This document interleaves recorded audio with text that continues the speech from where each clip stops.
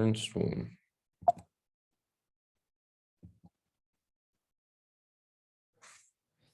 Ernst Röhm was born November 28th, 1887 in Munich.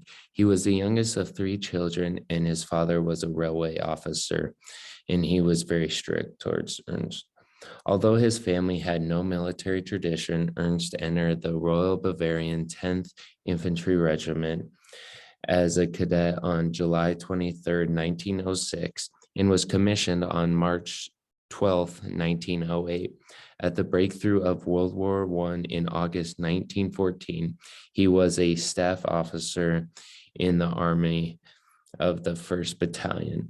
The following month, he was seriously wounded in the face at Chana Wood in Lorraine, and he had major scars that affected him for the rest of his life.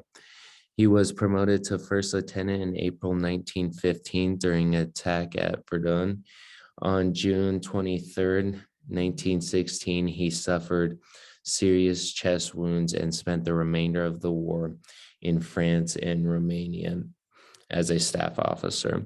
He was awarded the Iron Cross First Class before being wounded at Verdun and was promoted to captain in April 1917. He continued his military career as a captain in the Sphere. In 1919, he joined the German Workers' Party, and then the following years became the National Socialist German Workers' Party.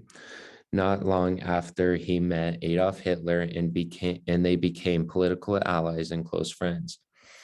Ernst resigned from the Sphere on September 26, 1923 through the early 1920s.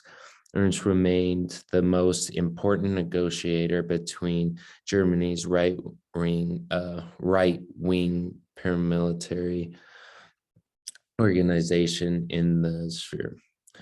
Ernst led a militia at the time of the Munich beer hall putsch. Meanwhile, Hitler and his entourage were at the Bergen-Keller.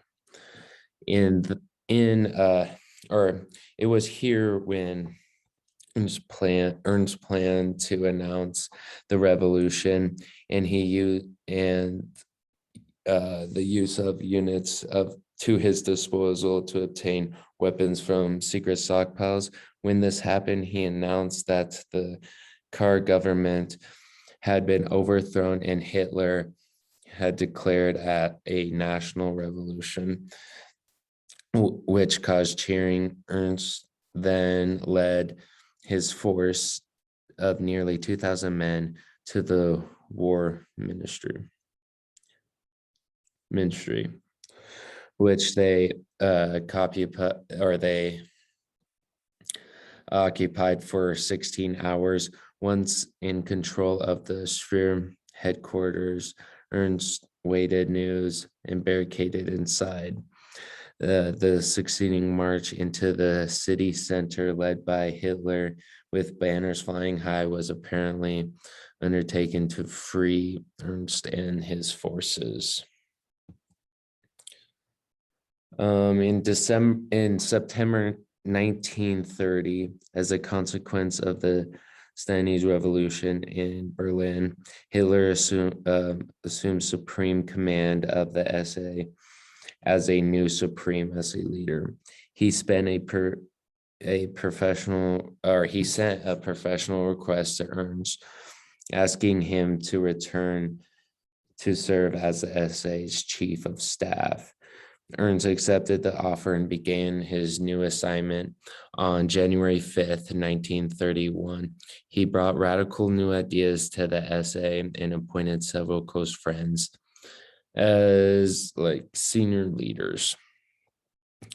The SA, by the time, numbered over 1 million members.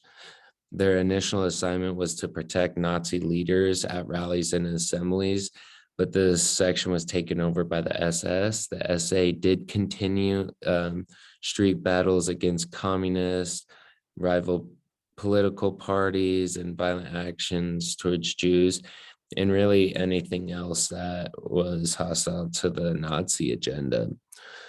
Under Ernst, the SA often took the side of the workers in strike and other labor disputes. SA intimidation contributes to the rise of the Nazis and the violent suppression of rival parties during electoral campaigns. But its reputation for street violence and heavy drinking was an obstacle, as well as the homosexuality of Ernst and other SA leaders, such as his deputy Heinz. In June 1931, a social democratic government began attacking Ernst and the SA regarding homosexuality in their ranks. And in March 1931, a paper published some private letters of his that left no doubt about his homosexuality. And these letters were confiscated by Berlin police back in 1931 and passed to a journalist. Hitler was aware of Ernst's homosexuality. Their friendship was not broken by this. Ernst was the only Nazi leader who dared to address Hitler by his first name, Adolf, and would call him by his nickname. Their close association led to rumors of if Hitler was homosexual himself. Unlike many in the Nazi hierarchy, Ernst really never fell a victim to Hitler's aggressive personality, which was unique. As Hitler rose to national power with his appointment of chancellor in January 1933, SA members were appointed as additional police in order to sweep aside all enemies of the state.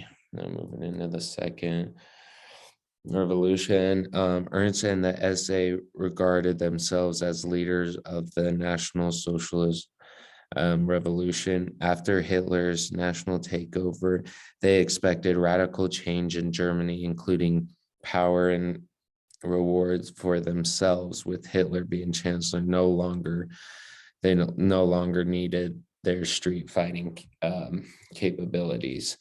Hitler did name Ernst to the cabinet as a member as a minister without portfolio.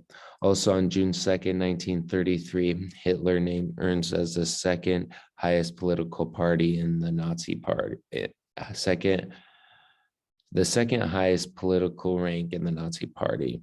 Ernst advocated a second revolution that was open anti-capitalist. These radicals rejected exploitative capitalism, and they intended to take steps to promote the nationalization of land and industry. These plans were threatening the business community and to Hitler's financial backers. And this also included Germany's industrial leaders that they would have relied on for arms production. In order to keep this from getting out of hand, Hitler reassured his powerful industry allies that there was no such revolution as supporting by these party radicals. Ernst and his SA colleagues thought of their forces as the core of the future German army and saw themselves as replacing the sphere and its establishment. And its established professional officer corps. By then, the SA had over 3 million men. The sphere was limited to 1,000 men by the Treaty of Versailles. Also, Ernst had been a member of the officer corps. He viewed them as old and a lack of revolutionary spirit. He believed that the sphere would be merged into the SA to form a true people's army under his command. And the SA was a serious, and the essay would be a serious threat. At in February 1934, at a cabinet meeting, Ernst then demanded the merge to be made under his leadership. This horrified the army of the officer corps, viewed the SA as a undisciplined mob and street thugs.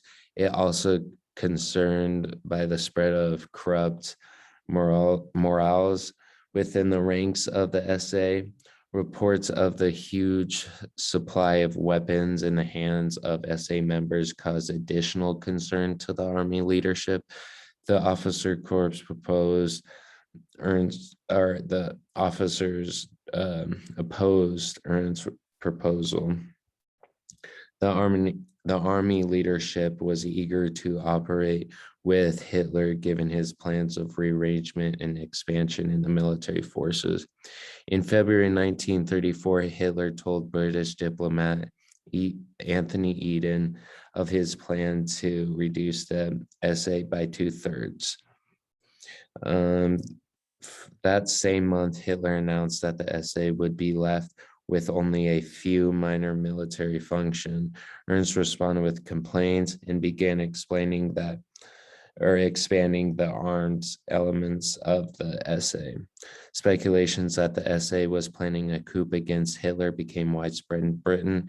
In March, Ernst offered a compromise in which only a few thousand SA leaders would be taken into the army, but the army promptly rejected that idea.